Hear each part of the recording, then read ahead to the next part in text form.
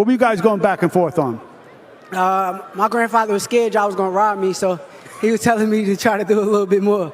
I wasn't going to rob you. I had the other fight. The judges. We seen that robbery earlier tonight, and we ain't want it to happen to me. It was a robbery. Yeah. Shakur Foster got robbed. Yeah, it was a robbery. Listen.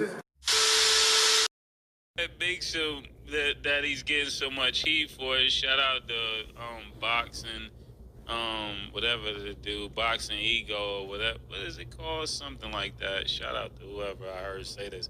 But he said that he's constantly calling people out like he's a smoke fighter. He's not a smoke fighter, you know?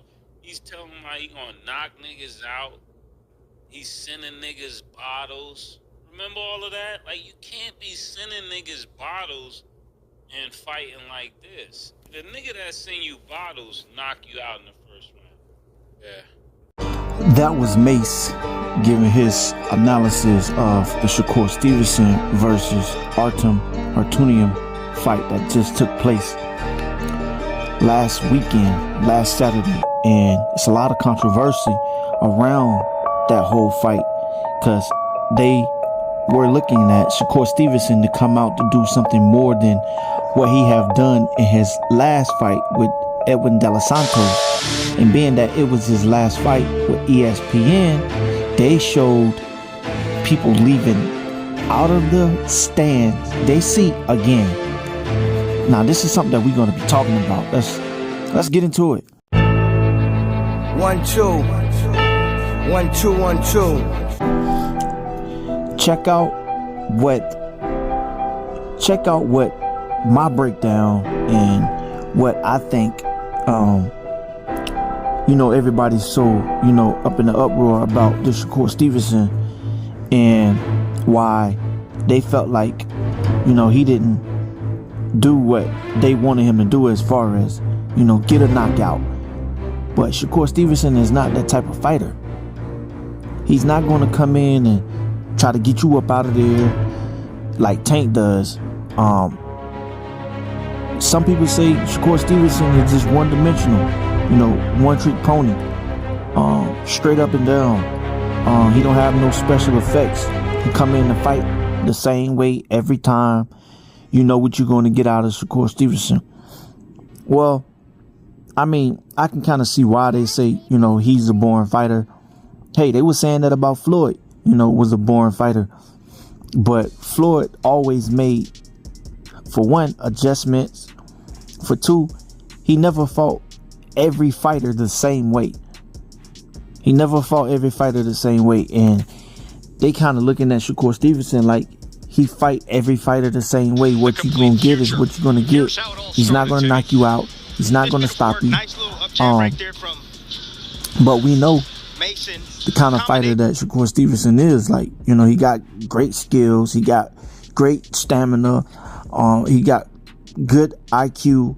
But a lot of people were saying that Abdullah Mason is better than Shakur Stevenson because he has the power, he has the skills, he has the ring IQ, and he ain't playing no games. He's trying to get you up out of there.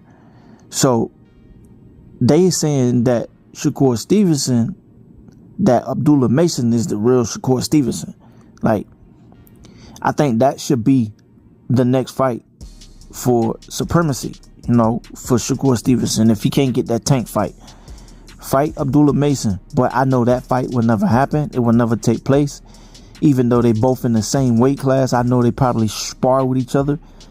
I think that'll be a great fight for Shakur Stevenson to display his skills. It'll be a real high speed chess match between the both of them. Two good southpaws with, IQ and skills, the power with Abdullah.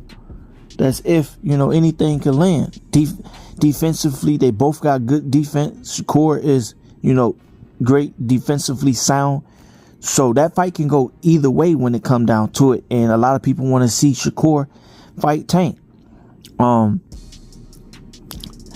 Check out Jared Swift-Hurd and what he had to say about Shakur Stevenson facing a guy like Tank. I'm about to roll this clip.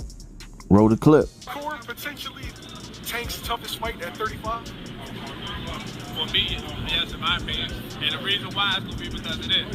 It's going to be hard trying to catch that rabbit, or that man going to be running around the ring all night. And it's going to be a boring-ass fight, but you know what I'm saying? That's the way I see, the only way I see Shakur winning the fight. If he tries to sit there and show that he ain't going to be running and pick it up, he better score, win the round, get Tank frustrated, throwing his hands up like, fight me.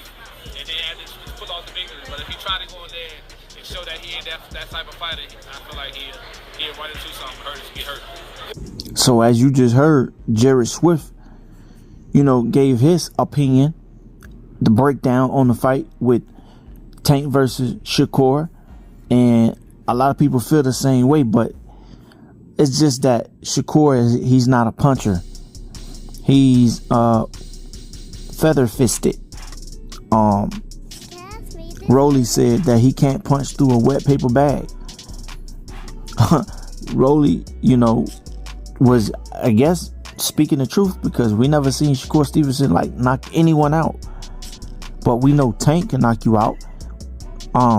Tank is in his Floyd Mayweather bag era, I think. At first, Tank was that, I'm just gonna come and get you, run you over, and knock you out. No, because if you look at Tank, he had to show different skills, different techniques. Just look at the fight with Isaac Pitbull Cruz. He hurt his hand in that fight, right? Tank had to get on. He had to box. He still was, trying to let the hand go that he hurt, right? If you look at the Ryan Garcia fight, Ryan Garcia came at him all aggressively. Tank had to, download the data.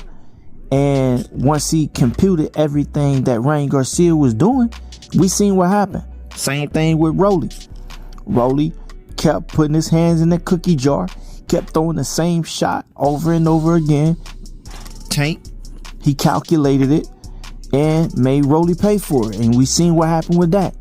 Same thing with Mario Barrios. Mario Barrios kept doing the same thing. Tank calculated it, he computed it, and we seen what happened to Mario Barrios. Leo Santa Cruz. We seen Leo Santa Cruz throw the same shot over and over again. What Tank do? He computed it, he calculated it, and boom, got him up out of there. Hector Garcia, seen him do the same thing. And what Tank do? Get him up out of there. Same thing with Frank Martin in his last fight. Frank Martin did the same thing. Tank let him shoot his shot, shoot his load, took him into deep waters, then what? Like a shark, bit him and drowned him. I mean, there's no comparison. It's night and day. We know that if Shakur Stevenson get touched by Tank, he's gonna get on that bicycle and move around the ring. He gonna try to outbox Tank, but it's gonna come a time in the fight where he's gonna have to sit down and fight, because the mental pressure that Tank applies, I think he gonna have to come in tip-top shape to move around and box all 3 minutes, all 12 rounds, if it can last. And that's just my honest opinion. Now, with Vasily Lomachenko and Gervonta, I think that fight can go either way, but I will look at that fight like the Teofimo Lopez. I don't think Vasily Lomachenko gonna be reluctant to just, walk in, even though he got angles, got skills, he got speed, he let his hands go. But a southpaw versus a southpaw, man, the moment Tank touch you, their whole game plan basically go out the door. And if he land on Lomachenko, he's going to sleep. He's going to sleep. So, I mean, will he be able to land that against Lomachenko?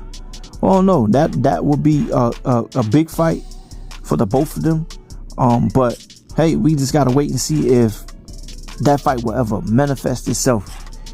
Y'all let me know what y'all think, and just break down how y'all feel about Shakur Stevenson and his controversy against Artem, and how everybody is basically saying that he's not it, and they don't want to really see him get in there with Tank, because his last two performances didn't live up to the hype. And we know Shakur Stevenson had to come out and try to fight his best. I think that was his best against Artem, even though Artem didn't really give him that much to display. But I felt like that was Shakur Stevenson at his best because of his last performance. He felt like he had to come out and outdo his last performance against Edward De Los Santos. Y'all let me know what y'all think and how y'all feel. All right, make sure y'all like, comment, and subscribe. One love, one life. I'm out. Peace.